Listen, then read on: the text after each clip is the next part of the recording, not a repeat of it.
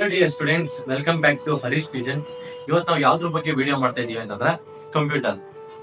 ಏನಕ್ಕೆ computer topic ನ choose ಮಾಡಿದೀವಿ ಅಂತಂದ್ರೆ ಲಾಸ್ಟ್ ಇಯರ್ ಮತ್ತೆ ಈ ಇಯರ್ ಬಂದ್ಬಿಟ್ಟು ನಾವು ಕಾಕೆ ಅಕಾಡೆಮಿ ಮತ್ತೆ ಹೋಪ್ ಫೌಂಡೇಶನ್ ಕಡೆಯಿಂದ ನಮ್ಮ ಮಾಲೂರು ತಾಲೂಕಿನಲ್ಲಿರುವಂತಹ ಪ್ರತಿಯೊಂದು ಶಾಲೆಗೂ ಸಹ ಫ್ರೀಯಾಗಿ ಕಂಪ್ಯೂಟರ್ ಕ್ಲಾಸಸ್ ಅನ್ನ ಮಾಡ್ಕೊಂಡಿದ್ದೀವಿ. ಸೊ ಅದರಿಂದ ಇವತ್ತು ನಾವು ಕಂಪ್ಯೂಟರ್ ಅನ್ನೋ ಟಾಪಿಕ್ ನ ಚೂಸ್ ಮಾಡಿರೋದು. ಸೊ ಮೊದಲಿಗೆ ಈ ಕಂಪ್ಯೂಟರ್ ಇಂಟ್ರೊಡಕ್ಷನ್ ಪಾರ್ಟ್ ತಿಳ್ಕೊಳ್ಳೋಣ ಬನ್ನಿ. ಕಂಪ್ಯೂಟರ್ ನಾವು ಕನ್ನಡದಲ್ಲಿ ಗಣಕಯಂತ್ರ ಆರ್ ಲೆಕ್ಕ ಮಾಡುವ ಯಂತ್ರ ಎಂದು ಕರಿತೀವಿ. ಕಂಪ್ಯೂಟರ್ ಬೆಳಕಿಗೆ ಬಂದ ಮೊದಲಲ್ಲಿ ಇದನ್ನ ಸೈಂಟಿಸ್ಟ್ ಮತ್ತೆ ಇಂಜಿನಿಯರ್ಸ್ ಅನ್ನೋರು ಮಾತ್ರ ಬಳಸಿದ್ರಿಂದ ಏನಕ್ಕೆ ಅಂತಂದ್ರೆ ಕ್ಯಾಲ್ಕುಲೇಷನ್ ಪರ್ಪಸ್ಗೆ ಕ್ಯಾಲ್ಕುಲೇಷನ್ ಮಾಡೋದಕ್ಕೆ ಮಾತ್ರ ಇದನ್ನ ಯೂಸ್ ಮಾಡ್ತಿದ್ರು. ಬಟ್ ಈಗ ನಾವಿರೋ ಜನರೇಷನ್ ಅಲ್ಲಿ ಇದನ್ನ ಪ್ರತಿಯೊಂದು ಸೆಕ್ಟರ್ ಸಹ ಯೂಸ್ ಮಾಡ್ತಾ ಇದ್ದಾರೆ. ಅದೆಲ್ಲಾಗಿರ್ಬೋದು ಅಂದ್ರೆ banks, schools, hospitals, offices, studios etcetera ಈ ತರ ಪ್ರತಿಯೊಂದು ಸೆಕ್ಟರ್ ಸಹ ಇದನ್ನ ಅವಶ್ಯಕತೆ ತುಂಬಾ ಜಾಸ್ತಿ ಇದೆ. ಚಾರ್ಲ್ಸ್ ಬ್ಯಾಬೇಜ್ ಅನ್ನೋರು 1822ರಲ್ಲಿ ಇಂಗ್ಲೆಂಡ್ ದೇಶದಲ್ಲಿ ಕಂಪ್ಯೂಟರ್ ನ ಮೊಟ್ಟ ಮೊದಲ ಬಾರಿ ಕಂಡುಹಿಡಿದ್ದಾರೆ. ಸೊ ಅದರಿಂದ ಅವ್ರನ್ನ ನಾವು ಫಾದರ್ ಆಫ್ ಕಂಪ್ಯೂಟರ್ ಅಂತ ಕರಿತೀವಿ. ಸೊ ಇದೇ ತಕ್ಷಣ ನಿಮಗೆ ಎಕ್ಸಾಮ್ ಅಲ್ಲೂ ಸಹ ಕೇಳ್ಬೋದು ಕಂಪ್ಯೂಟರ್ ನ ಪಿತಾಮಹ ಯಾರು ಅಂತ ಕೇಳ್ತಾರೆ. So answer is Charles Babbage. ಯಾವ ಇಯರ್ ಅಲ್ಲಿ ಅಂತಂದ್ರೆ 1822 ಇಂಗ್ಲೆಂಡ್ ದೇಶದಲ್ಲಿ ಅಂತ ನಾವು ಆನ್ಸರ್ ಬರಬೇಕಾಗುತ್ತೆ. Next topic is meaning of computer ಅಂದ್ರೆ ಕಂಪ್ಯೂಟರ್ ನ ಅರ್ಥ.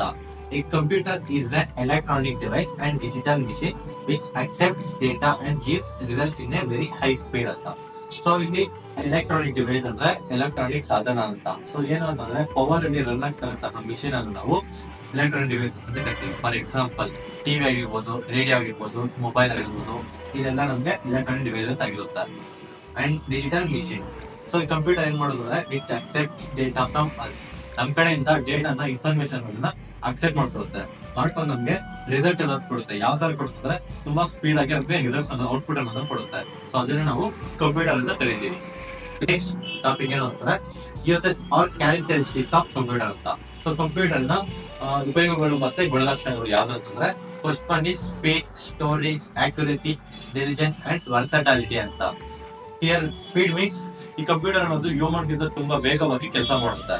ಸೊ ಇದು ಸ್ಲೋ ಮಾಡೋದ್ರಿಂದ ತುಂಬಾ ವೇಗವಾಗಿ ವರ್ಕ್ ಅನ್ನೋದನ್ನ ಪರ್ಫಾರ್ಮ್ ಮಾಡುತ್ತೆ ನಮಗೆ computer. And second point is storage. So storage ಅಲ್ಲಿ ಏನಂತಂದ್ರೆ ಇದ್ರಲ್ಲಿ ನಾವು ಲಾರ್ಜ್ ನಂಬರ್ ಆಫ್ ಇನ್ಫಾರ್ಮೇಶನ್ ನಾವು ಇದರಲ್ಲಿ ಸ್ಟೋರ್ ಮಾಡಬಹುದು. ಲಾರ್ಜ್ ಇನ್ಫಾರ್ಮೇಶನ್ ನ ಈ ಕಂಪ್ಯೂಟರ್ ನಾವು ಎಷ್ಟು ಬೇಕಾದ ಅಷ್ಟು ಇನ್ಫಾರ್ಮೇಶನ್ ಸ್ಟೋರ್ ಮಾಡಬಹುದು. ಅದು ಬಂದ್ಬಿಟ್ಟು ಸ್ಟೋರೇಜ್. ನೆಕ್ಸ್ಟ್ ಆಕ್ಯುರೇಸಿ ಅಂತ. ಸೊ ಆಕ್ಯುರೇಸಿ ಏನು ಅಂತಂದ್ರೆ ಇದು ನಮ್ಗೆ ರಾಂಗ್ ಇನ್ಫಾರ್ಮೇಶನ್ ಅನ್ನೋದು ಕೊಡಲ್ಲ, ಅಂದ್ರೆ ಮಿಸ್ಟೇಕ್ ಮಾಡಲ್ಲ, ರಾಂಗ್ ಔಟ್ಪುಟ್ ಅನ್ನೋದು ಕೊಡಲ್ಲ ನಮ್ಗೆ. It always gives perfect results only. And next diligence. ಇಲ್ಲಿ ಡೆಲಿಜೆನ್ಸ್ ಏನು ಅಂತಂದ್ರೆ ಈ ಕಂಪ್ಯೂಟರ್ಗೆ ನಮ್ಗೆ ಯಾವ್ದೇ ತರದ್ದು ಟೈರ್ಡ್ನೆಸ್ ಆಗಲ್ಲ, ಬೋರ್ ಅನ್ನೋದಾಗಲ್ಲ. ಫಾರ್ ಎಕ್ಸಾಂಪಲ್ ನಮ್ಗೆ ಮನುಷ್ಯರಿಗೆ ಅಂದ್ರೆ ಒಂದು ಆಯಾಸ ಅನ್ನೋದಾಗುತ್ತೆ, ಈ ಕಂಪ್ಯೂಟರ್ಗೆ ಯಾವ್ದೇ ಒಂದು ಆಯಾಸ ಅನ್ನೋದು ಆಗಲ್ಲ. ಇದು ಕಂಟಿನ್ಯೂಸ್ ಆಗಿ ವರ್ಕ್ ಕೂಡ ಪರ್ಫಾರ್ಮ್ ಮಾಡುತ್ತೆ ನಮ್ಗೆ. ಅಂಡ್ ಲಾಸ್ಟ್ ಪಾಯಿಂಟ್ ಇಸ್ ವರ್ಸಟಾಲಿಟಿ ಅಂತ. ಸೊ ಏನು ವರ್ಸಟಾಲಿಟಿ ಅಂತಂದ್ರೆ ಇದು ಮಲ್ಟಿ ಪ್ರೊಸೆಸಿಂಗ್ ಫೀಚರ್ಸ್ ಅಂತ. ಇದು ಬಂದ್ಬಿಟ್ಟು ನಮ್ಗೆ ಡಿಫ್ರೆಂಟ್ ಪರ್ಪಸ್ ಅಂತ ಇದನ್ನ ಯೂಸ್ ಮಾಡ್ಕೊಬಹುದು. ಎಡಿಟಿಂಗ್ ಯೂಸ್ ಮಾಡ್ಕೊಬಹುದು, ಗೇಮಿಂಗ್ ಯೂಸ್ ಮಾಡ್ಕೊಬಹುದು, ಆಫೀಸ್ ವರ್ಕ್ ಯೂಸ್ ಮಾಡ್ಕೊಬಹುದು, ಸಾಂಗ್ಸ್ ಕೇಳ್ಬೋದು, ವಿಡಿಯೋಸ್ ನೋಡ್ಬೋದು, ಇದರ ಡಿಫ್ರೆಂಟ್ ಪರ್ಪಸ್ ಇದನ್ನ ಯೂಸ್ ಮಾಡ್ಕೊಬಹುದು. ಅಂಡ್ ಇದನ್ನ ಬಂದ್ಬಿಟ್ಟು ನಾವು ಪ್ರತಿಯೊಂದು ಫೀಲ್ಡ್ ಅಲ್ಲೂ ಸಹ ಯೂಸ್ ಮಾಡ್ತೀವಿ. ನೆಕ್ಸ್ಟ್ ಟಾಪಿಕ್ ಏನು ಅಂತಂದ್ರೆ ಫುಲ್ ಫಾರ್ಮ್ ಆಫ್ ಕಂಪ್ಯೂಟರ್ ಅಂತ. ಸೊ ಏನು ಫುಲ್ ಫಾರ್ಮ್ ಅಂತಂದ್ರೆ ಇದನ್ನ ನಾವು ಎಕ್ಸ್ಪೆನ್ಷನ್, ಅಬ್ರಿವಿಯೇಷನ್ ಅಂತ ಕರಿತೀವಿ. ಸೊ ಈ ಕಂಪ್ಯೂಟರ್ ನ ವರ್ಡ್ ಅಲ್ಲಿ ನಮ್ಗೆ ಎಷ್ಟು ಲೆಟರ್ಸ್ ಇದೆಯಲ್ಲ, ಈ ಲೆಟರ್ಸ್ ಅಲ್ಲಿ ಪ್ರತಿಯೊಂದು ಲೆಟರ್ ನಾವು ಬಿಡಿಸಿ ಇಡೋದನ್ನ ನಾವು ಫುಲ್ ಫಾರ್ಮ್ ಅಂತ ಕರಿತೀವಿ. ಸೊ ಏನ್ ನಮ್ಗೆ commonly operating machine purposely or particularly used for technological and educational research. So ಇದು ಬಂದ್ಬಿಟ್ಟು ನಮ್ಗೆ ಕಂಪ್ಯೂಟರ್ ನ ಫುಲ್ ಫಾರ್ಮ್ ಆಗಿರುತ್ತೆ. ನೆಕ್ಸ್ಟ್ ಟಾಪಿಕ್ ಏನು ಅಂತಂದ್ರೆ ಮೈನ್ ಪಾರ್ಟ್ಸ್ ಆಫ್ ಕಂಪ್ಯೂಟರ್ ಅಂತ. ಸೊ ಇದರಲ್ಲಿ ಪಾರ್ಟ್ಸ್ ಅಂದ್ರೆ ನಮ್ಗೆ ಭಾಗಗಳು, ಅಂದ್ರೆ ಹ್ಯೂಮನ್ ಬಾಡಿಗೆ ಯಾವ ತರ ಪಾರ್ಟ್ಸ್ ಇರುತ್ತೋ ಅದೇ ತರ ಕಂಪ್ಯೂಟರ್ ಸಹ ಕೆಲವೊಂದು ಇಂಪಾರ್ಟೆಂಟ್ ಪಾರ್ಟ್ಸ್ ಇರುತ್ತೆ. ಅದ್ ಯಾವ್ದು ಅಂತಂದ್ರೆ first one monitor, keyboard, mouse, CPU, ಇದರ ನಮ್ಗೆ ಕಂಪ್ಯೂಟರ್ ನ ಭಾಗಗಳಾಗಿರುತ್ತೆ. ಇದು ಬಿಟ್ಟು ನಮ್ಗೆ ಎಕ್ಸ್ಟ್ರಾ ಪಾರ್ಟ್ಸ್ ಅಂದ್ರೆ ಸ್ಪೀಕರ್, ಪ್ರಿಂಟರ್, ಇದು ನಮ್ಗೆ ಒಂದು ಭಾಗ ಆಗಿರುತ್ತೆ. ಒಂದೊಂದು ಭಾಗ ಬಗ್ಗೆ ಈಗ ಡಿಸ್ಕಸ್ ಮಾಡೋಣ ಬನ್ನಿ. ಫಸ್ಟ್ ಒನ್ ಬಂದು ಮಾನಿಟರ್. ಸೊ ಈ ಮಾನಿಟರ್ ಅನ್ನೋದು ಯಾವ ತರ ಇರುತ್ತಂದ್ರೆ ನಮ್ಮ ಮನೇಲಿ ಟಿವಿ ಇರುತ್ತಲ್ವಾ, ಆ ಟಿವಿ ತರ ಕಾಣುತ್ತೆ ನಮ್ಗೆ. ಏನಕ್ಕೆ ಮಾನಿಟರ್ ಅನ್ನೋದು ಯೂಸ್ ಮಾಡ್ತೀವಿ ಅಂದ್ರೆ ನಮ್ಗೆ ಪ್ರತಿಯೊಂದು ಇನ್ಫಾರ್ಮೇಶನ್ ಸಹ ನಮ್ಗೆ ಇಲ್ಲಿ ಮುಂದೆ ಡೆಸ್ಕ್ಟಾಪ್ ಅಲ್ಲಿ ಡಿಸ್ಪ್ಲೇ ಅನ್ನೋದು ಆಗುತ್ತೆ ನಮ್ಗೆ. ಇಲ್ಲಿ ಡಿಸ್ಪ್ಲೇ ನಾವು ಪ್ರತಿಯೊಂದು ಸಹ ಇನ್ಫಾರ್ಮೇಶನ್ ಅಲ್ಲಿ ನೋಡ್ಬೋದು. ಇಲ್ಲಿ ನಮ್ಗೆ ಒಳ್ಳೆ ಕಾಣಿಸಿದೆಯಲ್ಲ, ಇದನ್ನ ನಾವು ಬಂದ್ಬಿಟ್ಟು ಫೋಲ್ಡರ್ಸ್ ಆಫ್ ಐಕಾನ್ಸ್ ಅಂತ ಕರಿತೀವಿ ಒಳ್ಳೆ ಕಾಣೋದನ್ನ. ಅಂಡ್ ನೆಕ್ಸ್ಟ್ ಸೆಕೆಂಡ್ ಪಾರ್ಟ್ ಬಂದು ಕೀಬೋರ್ಡ್ ಅಂತ. ಸೊ ಈ ಕೀಬೋರ್ಡ್ ಅನ್ನೋದು ನಮ್ಗೆ ತುಂಬಾ ಇಂಪಾರ್ಟೆಂಟ್ ಪಾರ್ಟ್ ಆಗಿದೆ. ಏನಕ್ಕೆ ಅಂತಂದ್ರೆ ಪ್ರತಿಯೊಂದು ಇನ್ಫಾರ್ಮೇಶನ್ ಆಗಿರ್ಬೋದು, ಪ್ರತಿಯೊಂದು ಸಿಂಬಲ್ಸ್ ಆಗಿರ್ಬೋದು, ನಂಬರ್ಸ್ ಆಗಿರ್ಬೋದು, ಇದೆಲ್ಲ ಬಂದ್ಬಿಟ್ಟು ನಾವು ಕೀಬೋರ್ಡ್ ಅಲ್ಲಿ ಟೈಪಿಂಗ್ ಅನ್ನೋದನ್ನ ಮಾಡ್ತೀವಿ. ಹೌದಲ್ವಾ? ಸೊ ಕೀಬೋರ್ಡ್ ಅಂತ ಒಂದು ಜನರಲ್ ಕ್ವಶನ್ ಇದೆ, ಏನು ಅಂತಂದ್ರೆ how many keys are there in keyboard ಅಂತ ನಿಮಗೆ ಕ್ವಶನ್ ಕೇಳ್ತಾರೆ. ಅಂದ್ರೆ ಕೀಬೋರ್ಡ್ ಅಲ್ಲಿ ನಿಮಗೆ ಒಟ್ಟು ಎಷ್ಟು ಕೀಸ್ ಇದೆ ಅಂತ ನಿಮಗೆ ಪ್ರಶ್ನೆ ಕೇಳ್ತಾರೆ. ಇಲ್ಲಿ ನಮ್ಗೆ ಆನ್ಸರ್ ಬಂದ್ಬಿಟ್ಟು 104 ಅಂತ. ಸೊ ನಮ್ಗೆ 104 ಕೀಸ್ ಅನ್ನೋದು ಈ ಕೀಬೋರ್ಡ್ ಅಲ್ಲಿ ಕಾಣುತ್ತೆ, ನಮ್ಗೆ ಇರುತ್ತೆ. ಸೊ ಕೆಲವೊಂದು ಕೀಬೋರ್ಡ್ ಅಲ್ಲಿ ನಮಗೆ 105, 106 ಸಹ ಇರುತ್ತೆ. ಬಟ್ ನಮಗೆ ಪರ್ಫೆಕ್ಟ್ ಆನ್ಸರ್ ಯಾವ್ದು ಅಂತಂದ್ರೆ 104. ಓಕೆನಾ? ಸೊ ಇದೇ ಕೀಬೋರ್ಡ್ ಅಲ್ಲಿ ನಮಗೆ 4 ಟೈಮ್ಸ್ ಆಗಿ ಡಿವೈಡ್ ಮಾಡಿದ್ದಾರೆ. ಅದ್ ಯಾವ್ದು ಅಂದ್ರೆ ಫಸ್ಟ್ ಒನ್ ಬಂದ್ಬಿಟ್ಟು ಫಂಕ್ಷನ್ ಕೀಸ್ ಅಂತ, second one alphabet keys, third one number keys, fourth one arrow keys and fifth one special keys ಅಂತ.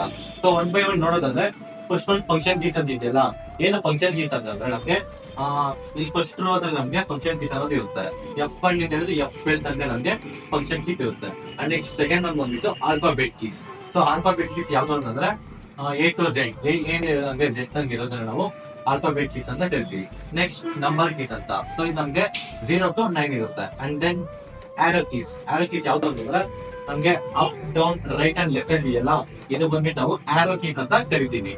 And then last one special keys. ಯಾವ್ದು ಅಂತಂದ್ರೆ alt, control, shift, enter, backspace, ಇದನ್ನೆಲ್ಲ ಬಂದ್ಬಿಟ್ಟು ನಾವು special keys ಅಂತ ಕರಿತೀವಿ. So ಇದೆಲ್ಲ ನಮ್ಗೆ ಟೈಪ್ಸ್ ಆಫ್ ಕೀಸ್ ಅಲ್ಲಿ ಬರುತ್ತಾ. ಓಕೆನಾ? ಇನ್ನೊಂದು ಜನರಲ್ ಕ್ವಶನ್ ಏನಂತಂದ್ರೆ ನಮ್ಗೆ which is the longest key in the keyboard ಅಂತ ನಮ್ಗೆ ಕ್ವಶನ್ ಕೇಳ್ತಾರೆ. ಸೊ ಕ್ವಶನ್ ಯಾವ್ದು ಆನ್ಸರ್ ಏನು ಅಂತಂದ್ರೆ ಇರುತ್ತಲ್ವಾ, ಇದನ್ನ ಸ್ಪೇಸ್ ಬಾರ್, ಈ ಸ್ಪೇಸ್ ಬಾರ್ ಅನ್ನೋದು ಕೀಬೋರ್ಡ್ ಅಲ್ಲಿ ಅತಿ ಉದ್ದವಾದ ಕೀ ಆಗಿರುತ್ತೆ. ನೆಕ್ಸ್ಟ್ ಪಾರ್ಟ್ ಯಾವ್ದು ಅಂತಂದ್ರೆ ಮೌಸ್ ಅಂತ. ಸೊ ಏನಕ್ಕೆ ಮೌಸ್ ಅನ್ನೋದು ಅಂತಂದ್ರೆ ಈಗ ನಾವು ಮೊಬೈಲ್ ಯೂಸ್ ಮಾಡ್ಬೇಕು ಅಂತಂದ್ರೆ ಏನಾದ್ರು ಯೂಸ್ ಮಾಡ್ತೀವಿ, ಫಿಂಗರ್ಸ್ ಅಲ್ಲಿ ಯೂಸ್ ಮಾಡ್ತೀವಿ. ಅದೇ ತರ ನಾವು ಕಂಪ್ಯೂಟರ್ ನ ಆಪರೇಟ್ ಮಾಡೋದಕ್ಕೆ ಅಂತ ನಮ್ಗೆ ಮೌಸ್ ನ ಪ್ರೊವೈಡ್ ಮಾಡಿದ್ದಾರೆ. ಸೊ ಮೌಸ್ ಮುಖಾಂತರ ನಾವು ಪ್ರತಿಯೊಂದು ಆಪರೇಷನ್ ಅನ್ನೋದನ್ನ ಈ ಕಂಪ್ಯೂಟರ್ ಅಲ್ಲಿ ಮಾಡಬಹುದು. ಈ ಫಾರ್ ಎಕ್ಸಾಂಪಲ್ ನಮ್ಗೆ ಇನ್ಫಾರ್ಮೇಶನ್ ಏನಾದ್ರು ಸೆಲೆಕ್ಟ್ ಮಾಡ್ಬೇಕು, ಏನಾದ್ರು ಕ್ಲಿಕ್ ಮಾಡ್ಬೇಕು ಅಂತಂದ್ರೆ ನಾವು ಮೌಸ್ ಮುಖಾಂತರ ನಾವು ಅದನ್ನ ಯೂಸ್ ಮಾಡ್ತೀವಿ. ಸೊ ಇದೇ ಮೌಸ್ ನಮ್ಗೆ 3 ಬಟನ್ಸ್ ಅಂತ ಇರುತ್ತೆ. ಅದ್ ಯಾವ್ದು ಅಂತಂದ್ರೆ ಇದು ಬಂದ್ಬಿಟ್ಟು left click, right click, middle ಇದೆಯಲ್ಲ ಅದನ್ನ ನಾವು ಸ್ಕ್ರೋಲ್ ಬಟನ್ ಅಂತ ಕರಿತೀವಿ.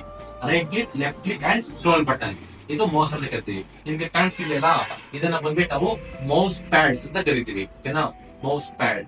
ಅಂಡ್ ದೆನ್ ಲಾಸ್ಟ್ ಪಾರ್ಟ್ ಬಂದು ಏನು ಅಂತಂದ್ರೆ CPU ಅಂತ.